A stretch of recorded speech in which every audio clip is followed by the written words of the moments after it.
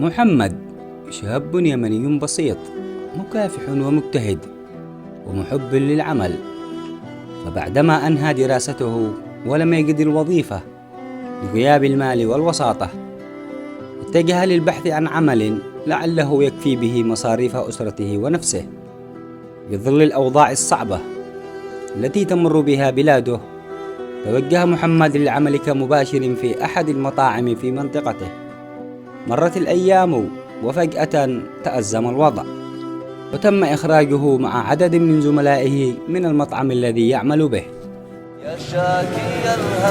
فقرر محمد العودة للعمل على دراجته النارية.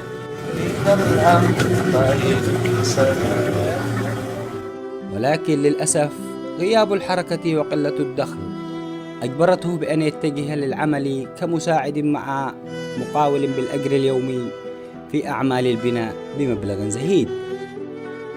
وبعد فترة مرت، أصبحت طلبات عمل البناء أمرا من النادر جدا.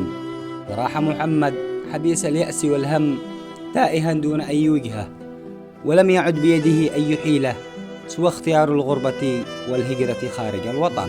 فقام محمد ببيع دراجته النارية بقلب منكسر مجبور، وأخذ سلفة مالية من بعض المعروفين والمقربين لديه بقصد استخراج جواز وفيزة عمل. فلم يعد هناك أي فائدة في البقاء داخل الوطن إطلاقا. سافر إلى مكتب الجوازات وسط ذلك الزحام، وانطلق لمكتب السفريات لمعاملة الفيزا. فعلا استخرج الجواز والفيزا بنجاح، وانفراجة امتزجت بطعم الألم والقهر. ساعات وسيرحل، حانت لحظة الوداع المؤلمة وتناول وجبة الغداء الأخيرة مع أهله ووالدته دون أي شهية، ولحظة وداع الأم التي تحرق فؤاد كل من عاشها. فراق أجبر عليه للبحث عن فرصة لضمان العيش الكريم له ولأهله، وإنقاذ ما تبقى من عمره الذي مضى دون أن يحقق فيه أي شيء. غادر محمد نحو حياة جديدة، وللقصة بقية.